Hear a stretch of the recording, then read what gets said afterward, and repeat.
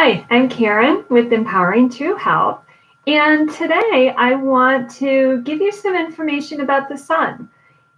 I spend a lot of time on diet information and what food does for you, but we also need to look at lifestyle choices. And believe it or not, the sun could be part of that. So I'm going to share some just general facts with you to begin with. Some of them you're probably already familiar with. For example, the sun is our closest star. Life on our planet is able to survive because of the distance. It's between the two of us. It's not too far and not too close. The sun is as wide as 109 Earths put next to each other. It takes the photons of light from the sun 8 minutes and 20 seconds to reach your eyes from the outer edge of the sun itself. People have always worshipped the sun. There were Stone Age solstice celebrations, and there's solar symbolism throughout history. As long as 4,000 years ago, people recognized that the sun even had healing powers. And we know that the sun continues to be important today. There is a book that I read in the last year that is called Chasing the Sun by Linda Gaddis. It's very well referenced, and she explains many of the benefits of the sun. Some are still in use today, and some are not. They've been taken over by other inventions. So what I want to do is just go through some of the main points in this book. And if there's something of interest, you might be able to do your own research on it, or let me know, because I have some other articles already written that have to do with some of these main points. So one is that the sun regulates our body clock. This is called our circadian rhythm. Your master clock is deep within your hypothalamus, which controls the daily rhythm within your body.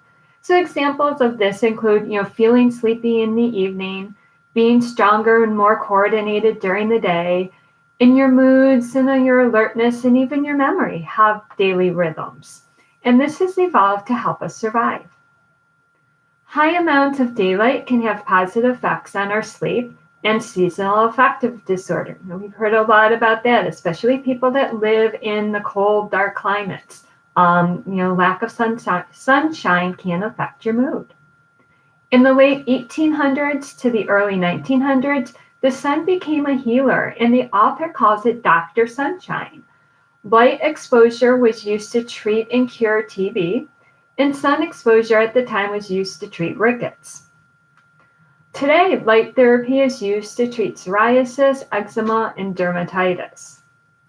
I found this kind of interesting, that light decreases the risk of myopia, which is nearsightedness or the inability to see faraway objects clearly. And this can be a cause of adult onset blindness. And they did some research with school-age kids, and they found that the kids who get outside more have a lower chance of developing myopia. Sunshine has been protective for MS, type 1 diabetes, asthma, and high blood pressure. She also states that your birth month and the amount of sunshine that your mom got while she was pregnant can affect your health. And then exposure to sunlight enables your body to make vitamin D. So this is what we need to get it, naturally. And I've done some things in how vitamin D is related to your immune system. I think there's even a video here you might want to check out.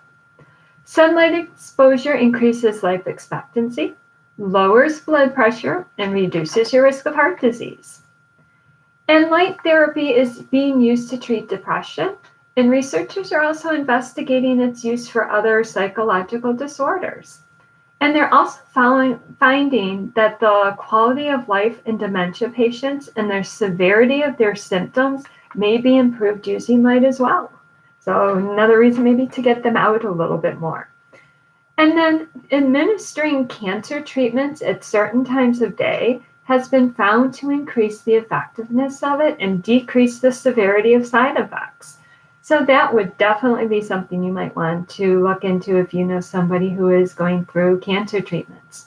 And then finally, the time of day going along with the previous one makes a difference in the effectiveness of certain medications. So taking them at specific times of the day can increase or decrease their effectiveness.